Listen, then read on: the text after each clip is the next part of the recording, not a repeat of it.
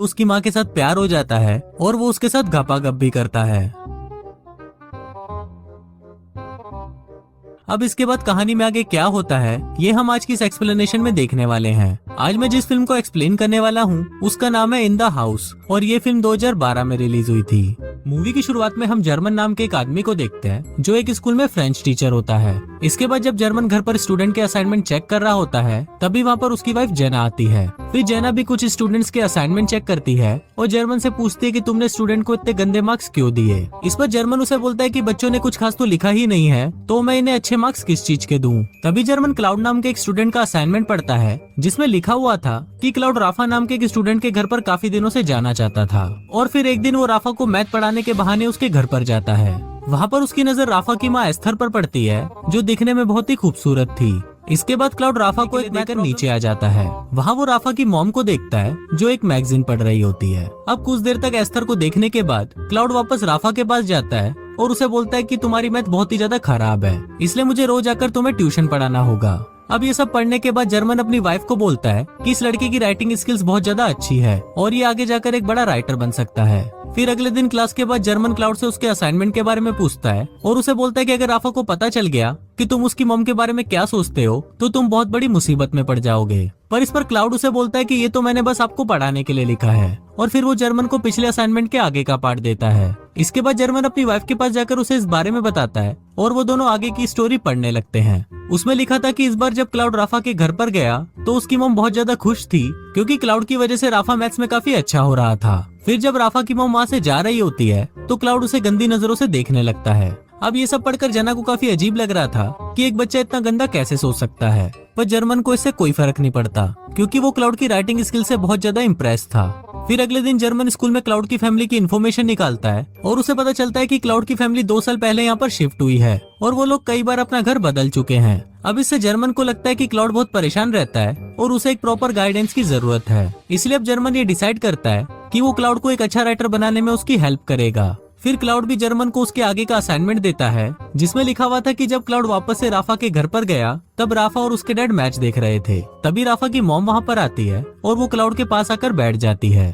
थोड़ी देर बाद राफा के डैड को एक अर्जेंट कॉल आता है और वो उठकर वहाँ से चले जाते हैं। अब ये देखकर क्लाउड सोचता है कि अगर ऐसे ही राफा के मॉम और डैड के बीच में दूरियां बढ़ती गई तो वो राफा की मॉम को आसानी से पटा लेगा। अब ये असाइनमेंट जब जर्मन अपनी वाइफ को पढ़ाता है तो अब उसकी वाइफ को भी ये लगने लगता है कि क्लाउड की राइटिंग स्किल्स बहुत ज्यादा अच्छी है। फिर अगले दिन स्कूल में क्लाउड जर्मन को एक और असाइनमेंट देता है जिसे घर आकर जर्मन अपनी वाइफ के साथ पढ़ने लगता है। उसमें क्लाउड ने लिखा था कि मैंने इस बार राफा को मैथ की एक बहुत ही मुश्किल प्रॉब्लम सॉल्व करने के लिए दिया और फिर मैं नीचे राफा की मॉम को देखने चला गया। नीचे राफा की मॉम और डैड आपस में बहस कर रहे थे जिसे देखकर क्लाउड को बहुत अच्छा लगता है। थोड़ी देर बाद जब राफा की मॉम बाहर आती है तो वो क्लाउड को देख लेती है, पर तभी क्लाउड सामने रखी हुई पेंटिंग को देखने का नाटक करने लगता है। पर राफा की मॉम को ये पता चल गया था कि क्लाउड उनकी बातें सुन रहा है, इसलिए वो रात को राफा के डैड को बोलती है कि उन्हें राफा के लिए कोई दूसरा ट्यूटर ढूंढना होगा। अब ये सब बातें क्लाउड भी छुपकर सुन रहा होता है और उसे अब बहुत ज्यादा टेंशन होने लगती है क्योंकि अगर इस बार राफा के मैथ्स में अच्छे नंबर नहीं आए तो वो राफा के घर पे ट्यूशन पढ़ाने नहीं आ पाएगा।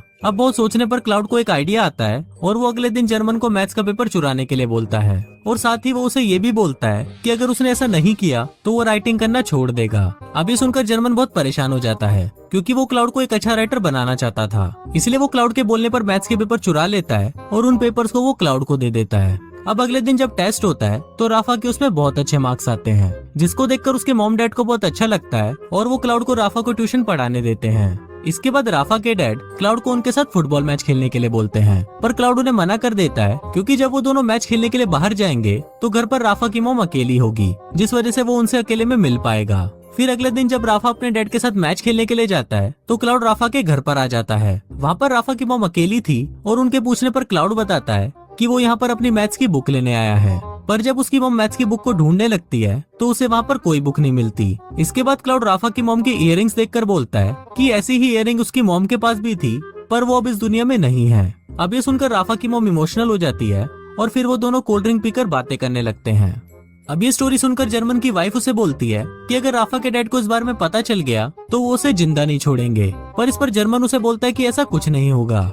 रात को फिर जर्मन क्लाउड का एक और असाइनमेंट पढ़ता है जिसमें लिखा होता है कि इस बार उसे राफा के घर पर बहुत लेट हो गया था तो राफा के डैड ने उसे यहीं पर ही सोने के लिए कहा। फिर जब राफा क्लाउड को उसका रूम दिखाने के लिए जाता है तो वो क्लाउड को बोलता है कि वो उसका बेस्ट फ्रेंड है और इसके साथ ही वो उसे किस करने लग जाता है। अब इससे हमको पता चलता है कि राफा क्लाउड को लाइक करता है।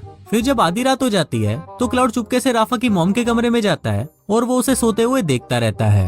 अब ये पढ़ने के बाद जर्मन की वाइफ को काफी अजीब लगता है, पर जर्मन उसे बोलता है कि इसमें कोई भी गलत बात नहीं है और क्लाउड की उम्र के बच्चों में ये सब फैंटेसीज होती ही हैं। फिर अगले दिन हम क्लाउड को देखते हैं जो राफा की मॉम के करीब आता जा रहा था। इसके बाद रात को राफा की मॉम और उसके डैड के बीच में झगड़ा होता है और वो झगड़ा धीरे धीरे बढ़ने लगता है। फिर राफा के डैड जब गुस्से में वहाँ से बाहर चले जाते हैं तब वहाँ पर क्लाउड आता है और वो क्लाउड की मॉम को एक लेटर देकर वहाँ से चला जाता है। अगले दिन उस लेटर को पढ़कर राफा की मॉम क्लाउड को अपने पास बुलाती है और फिर जब वो लोग बातें कर रहे होते हैं तो क्लाउड जर्मन को इमेजिन करने लगता है। इसके बाद राफा की मॉम को वो लेटर पढ़कर बहुत अच्छा लगता है और वो वहीं पर ही क्लाउड को किस करना शुरू कर देती है। अब ये सब राफा खिड़की से छुपकर देख रहा होता है और उसे ये देखकर बहुत बुरा लगता है। जिसके बाद वो अपने रूम में आता है और आत्महत्या कर लेता है और असाइनमेंट के लास्ट में लिखा होता है कि कहानी अभी बाकी है। अब जब जर्मन ये सब पढ़ता है तो वो शॉक्ड हो जाता है और अब वो ये बात अपनी वाइफ को भी नहीं बता सकता था। फिर अगले दिन जब जर्मन स्कूल जाता है तो वो वहाँ पर राफा के बारे में पूछने लगता है। वहाँ उसे पता चलता है कि राफा आज स्कूल नहीं आया। अब ये जानकर जर्मन काफी परेशान हो जाता है और वो एक टीचर के पास जाकर उसे राफा के घर पर कॉल करने के लिए बोलता है। फिर जब टीचर राफा के घर पर कॉल करती है तो उसे पता चलता है कि राफा बीमार है, इसीलिए वो आज स्कूल नहीं आया है। अब ये सुनकर जर्मन को थोड़ा अच्छा फील होता है और फिर वो क्लाउड से पूछता है कि आज तुमने असाइनमेंट में झूठ क्यों लिखा। इस पर क्लाउड उसे बताता है कि ऐसा उसने इसलिए किया क्योंकि वो कहानी को थोड़ा और इंटरेस्टिंग बनाना चाहता था। अब जर्मन को भी ये लगने लगा था कि अगर राफा को ये सब पता चल गया तो वो सच में आत्महत्या कर लेगा, इसलिए वो क्लाउड को ये सब लिखना बंद करने को बोलता है। पर क्लाउड उसे मना कर देता है और बोलता है कि अब मैं लिखना बंद नहीं कर सकता। अभी सुनकर जर्मन उसे बोलता है कि ठीक है, पर अब से मैं तुम्हारी कोई स्टोरी नहीं पढ़ूंगा। अभी सुनने के बाद क्लाउड अपनी अगली स्टोरी को वही डस्टबिन में फेंक कर चला जाता है, पर तभी जर्मन भी अपने आप को रोक नहीं पाता और वो उस स्टोरी को डस्टबिन से निकालकर पढ़ने लगता है। उसमें लिखा था कि आज राफा के डैड बहुत उदास घर आए थे क्योंकि अब वो अपनी जॉब से बहुत ज्यादा परेशान है। तभी राफा की मॉम वहाँ पर आती है और उन्हें बताती है कि वो प्रेग्नेंट है। ये सुनकर राफा के डैड बहुत खुश हो जाते हैं, पर तभी वहाँ पर राफा आता है और उनको बोलता है कि क्लाउड अब हमारे घर नहीं आएगा और आप लोग मेरे लिए कोई दूसरा ट्यूटर ढूंढो। ये पढ़ने के बाद जर्मन क्लाउड के पास जाता है और उसे बोलता है कि अब तुम्हें राफा के घर जाना बंद कर देना चाहिए। इस पर क्लाउड भी एग्री करता है और वो जर्मन को बोलता है कि अब वो कभी नहीं लिखेगा।